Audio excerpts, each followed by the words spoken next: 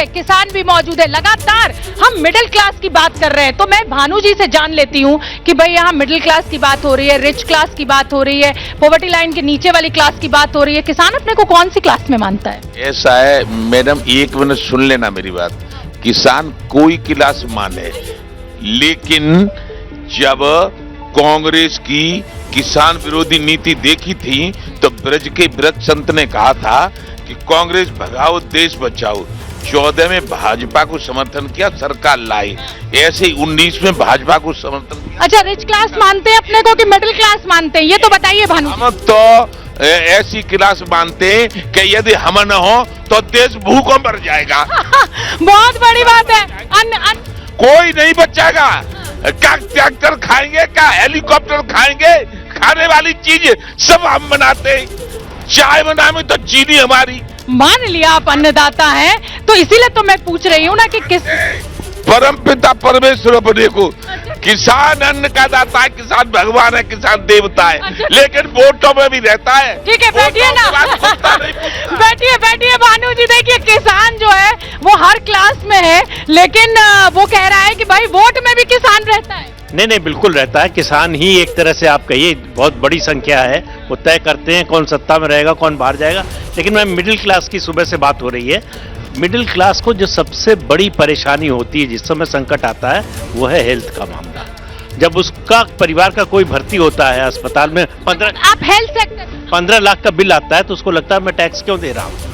सरकार अगर कुछ मदद करना चाहती है टैक्स स्लैब बदलने की बजाय, हेल्थ इंश्योरेंस को एक्सेसिबल। आइए दिबांग, हेल्थ इंश्योरेंस की बात हो रही है बजट से।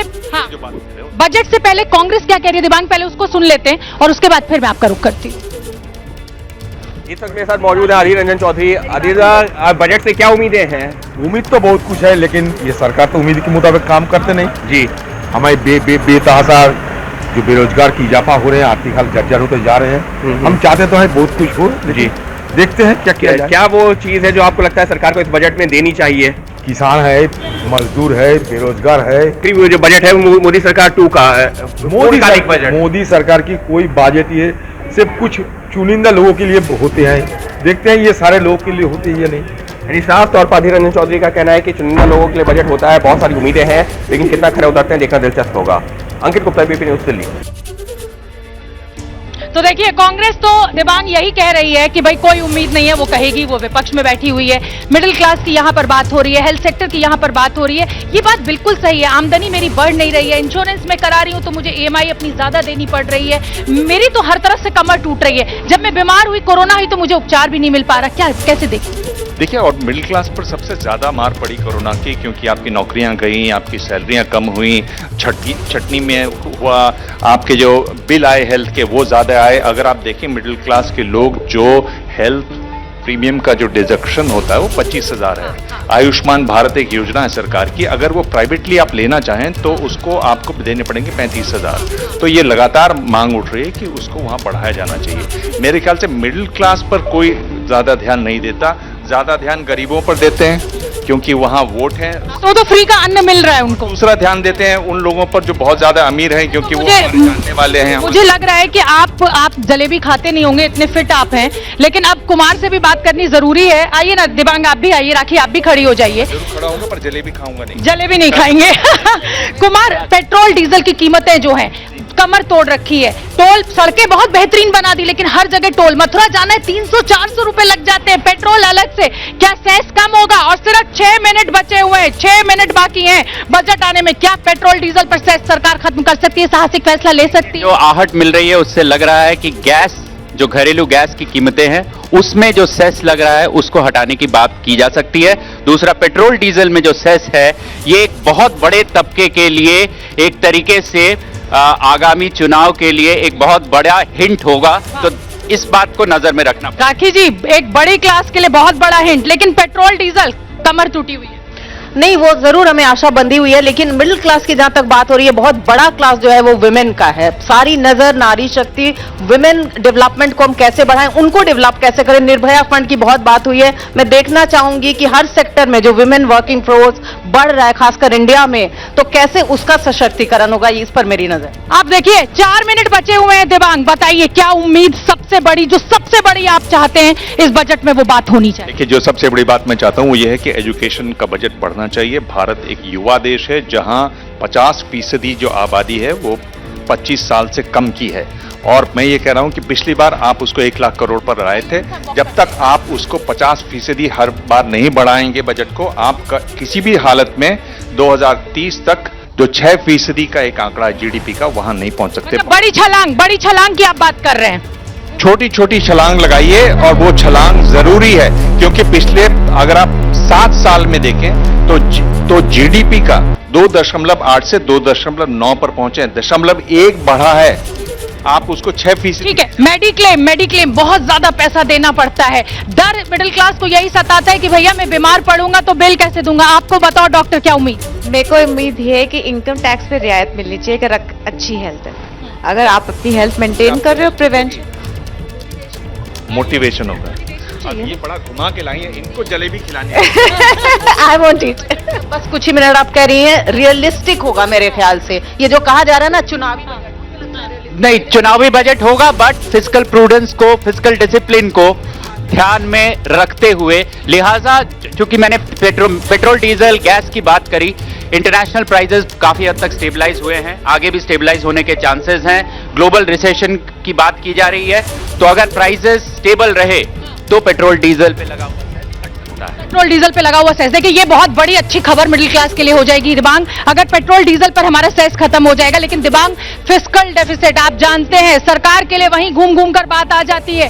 क्या घाटा, क्या नफा, क्या नुकसान, वो सरकार को ध्यान रखना पड़ेगा। पर मैं बोल रहा हूं कि जब भी आप देखें, लो इनकम कंट्रीज की स्टडी है, उसमें बताया गया कि जब चुनावी साल होता है तो फिस्कल डेफिसिट पर ध्यान नहीं रहता, क्योंकि आपका जो अनुमान है आय का, वो आप जरूरत से ज्यादा लगाते हैं, खर्च आप कम लगाते हैं, वो हमेशा बढ़ता है। नई सरकार आती है, वो फिस्कल डेफिसिट संभालती है। मेरे ख्याल से उसकी चिंता नहीं है। चिंता ये है कि किस तरीके से ऐसे कदम उठाए जाएं कि हमारी सरकार दोबारा अगली बार वापस आए। लेकिन देश का किसान नाराज है, काफी नाराज, और वो कह रहा है कि सरकार हमें वोटर ही नहीं मानती। क्या कहेंगे? देखिए, मैं आपको एक बात बता देना चाहता हूं कि देश का किसान देश की रीढ़ है, और किसान के बगैर देश तरक्की ही नहीं कर सकता, मेरा ही मानना है।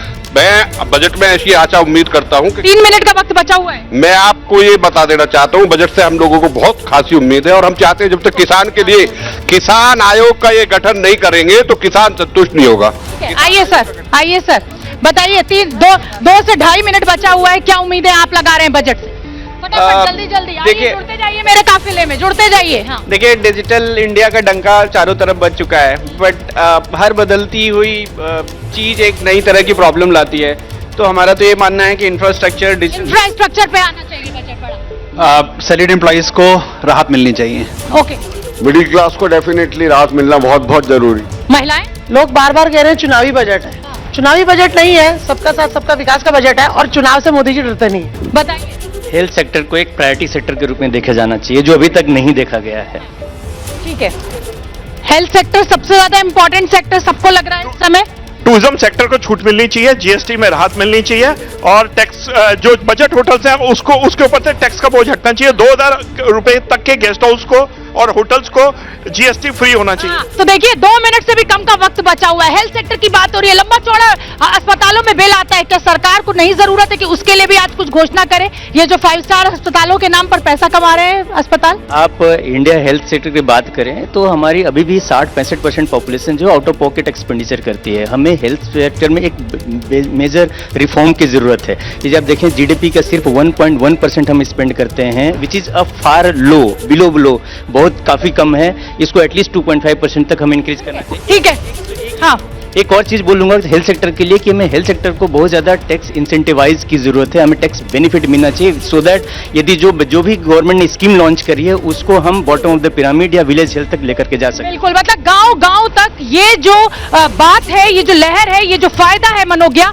उसको पहुंचने की बात हो रही है। और मुझे लग रहा है कि रूरल वोटर जो है वो बीजेपी के लिए एक बड़ी चुनौती भी है। देखिए, और 10 चुनाव हैं इस साल, यानी कि विधानसभा चुनाव और लोकसभा चुनाव। बीजेपी ये बखूबी जानती है कि चुनाव दर चुनाव काम करना बड़ा जरूरी होता है, और इस बार अपने वोट बैंक को साधना, जो सिर्फ अपर कास्ट नहीं, लोअर कास्ट से लेकर सारे कास्ट को एक साथ लेकर चलना और ये बता देना कि हमने आपको क्या छूट दी है, क्या काम किया है। तो मैं ये मानती हूँ कि आज की बजट में अपनी पीठ तो थपथपाएंगे ही, लेकिन आने वाले 1 साल के लिए अपनी पीठ थपथपाएंगे। केडिया साहब, 1 मिनट का वक्त समय बचा हुआ है, सबसे बड़ी उम्मीद बता दें। मैं एक प्रोजेक्शन करने जा रहा हूँ। Partnership firm and LLP limited liability partnership में अभी जो प्रेजेंट में 30% टैक्स रेट है उसको कम करके 25% कर दिया जाएगा।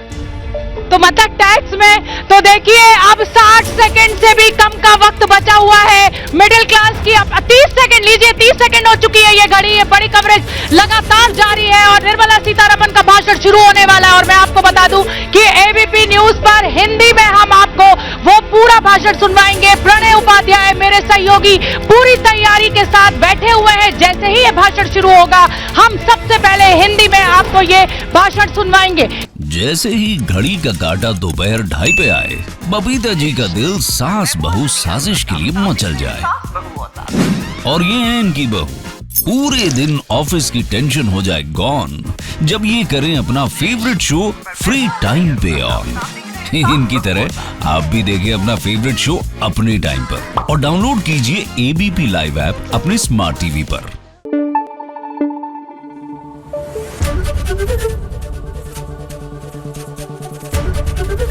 एबीपी न्यूज आपको रखे आगे।